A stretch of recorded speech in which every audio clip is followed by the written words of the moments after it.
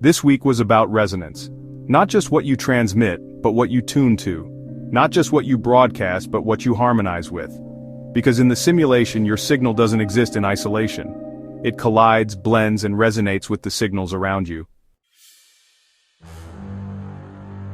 Monday, dissonance drains. Torah says, "The one who speaks falsehood digs a pit for himself." Proverbs chapter 26 verse 28. Zen reminds, when the string is out of tune, no song is possible. Dissonance is when your inside and outside don't match, when you carry one thing privately but present another publicly. We've all done it. Saying I'm fine while crumbling inside, smiling at someone we resent, nodding in agreement while our thoughts scream no. It seems small, but science confirms this division creates stress. It's called cognitive dissonance. The nervous system strains to hold two conflicting signals. You waste energy keeping up the mask, and in the simulation, every fracture weakens the field, every false note leaks power. On Monday, we looked at where we were out of tune, one mask we could drop, one gap we could close, because the field responds instantly when your inside matches your outside. There's a weight to congruence, a confidence that doesn't need defending. You've felt it when someone speaks a hard truth with no mask. It lands, it resonates, it clears the air. That's wholeness. That's resonance without fracture. Dissonance drains. Alignment carries power. Tuesday, coherence amplifies. Buddha said, when the mind is pure, joy follows like a shadow. The gospel echoes, the peace of God will guard your hearts and minds. Coherence is when heart and mind align, when thought, feeling, and action point in the same direction. Science has measured this. When the heart and brain enter coherence, the whole nervous system shifts. Stress decreases, clarity rises, resilience strengthens. Athletes call it flow state. Mystics call it alignment. In the simulation, coherence is amplification.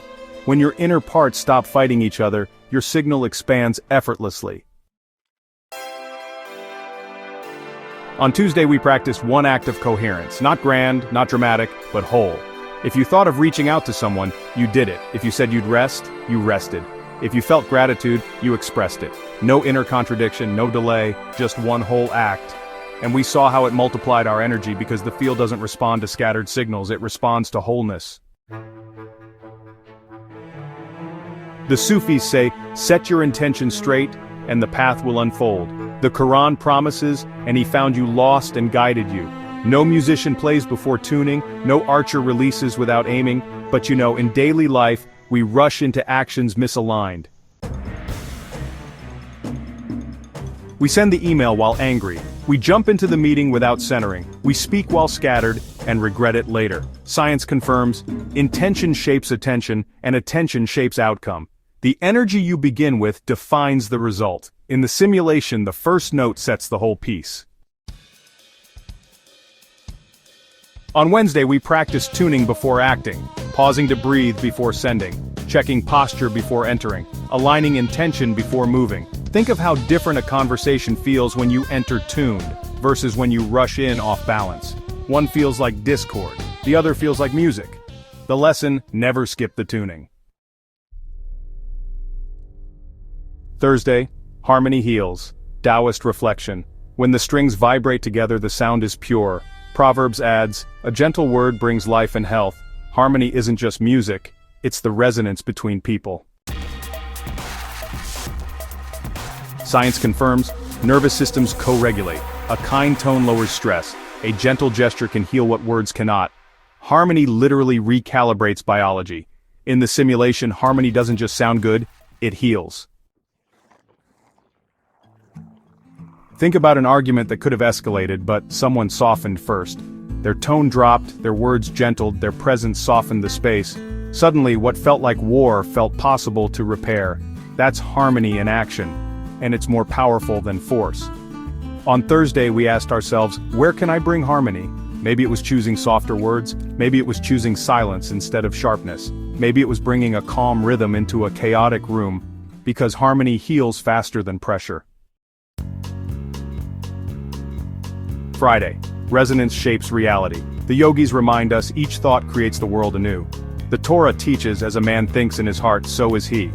The Quran adds, "Whoever trusts in Allah, He is sufficient for him." Resonance isn't just about today, it builds tomorrow. Science calls it neuroplasticity. Repeated states carve new wiring. What you repeat becomes who you are. And who you are becomes the environment you live in.